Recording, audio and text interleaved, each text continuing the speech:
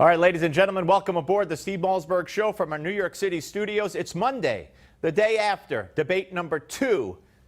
Simply put, I tweeted this out and I put it on Facebook at the time. Donald Trump wiped the floor with Hillary Clinton. He won on every aspect of that debate. He rocked it. He was in command of the facts. He brought up everything he should have.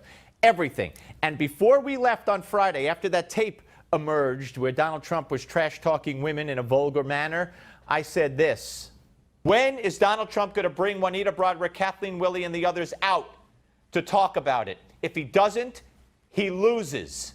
Plain and simple. He brought them out. He had a press conference with them online right before the debate. Kathleen Willey, Juanita Broaddrick, Paula Jones, and the woman Kathy Stelton, who was raped as a 12-year-old, and Hillary defended her rapist and laughed about getting him off on a technicality. Here's what Juanita Broaddrick had to say. I'm Juanita Broaddrick, and I'm here to support Donald Trump. I tweeted recently, and Mr. Trump retweeted it, that actions speak louder than words.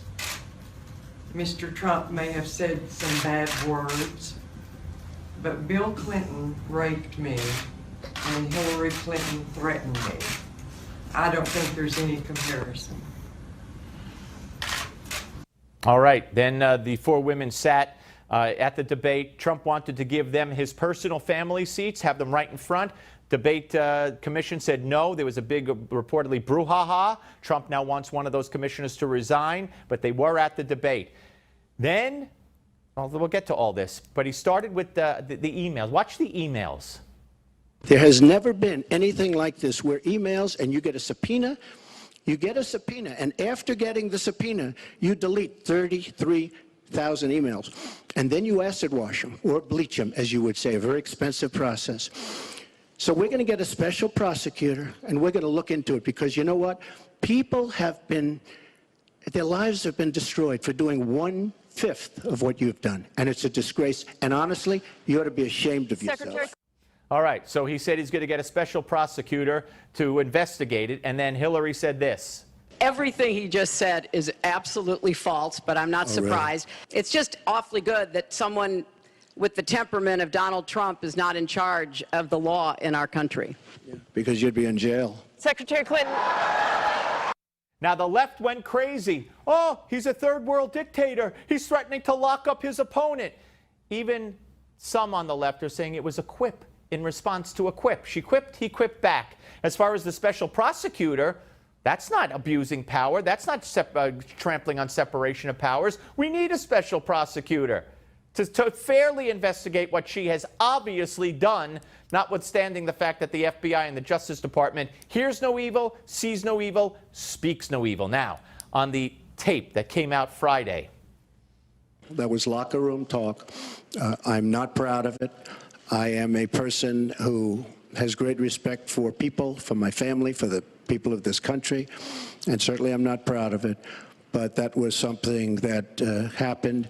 If you look at Bill Clinton, far worse, minor words, and his was action.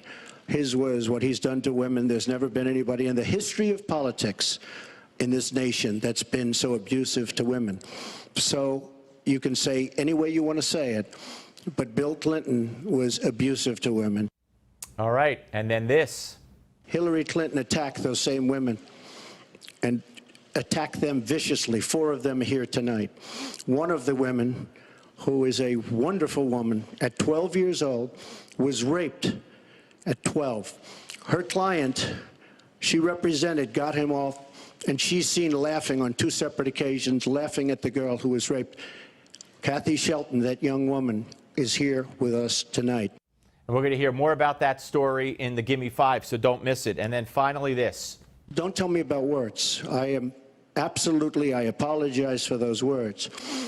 But it is things that people say. But what President Clinton did, he was impeached. He lost his license to practice law. He had to pay an $850,000 fine to one of the women, Paula Jones, who's also here tonight. And I will tell you that when Hillary brings up a point like that, and she talks about words that I said 11 years ago, I think it's disgraceful, and I think she should be ashamed of herself, if you want to know the truth. All right, and then I want to put up this picture. Drudge put it up yesterday. Just get a look at this. All right, ladies and gentlemen, that's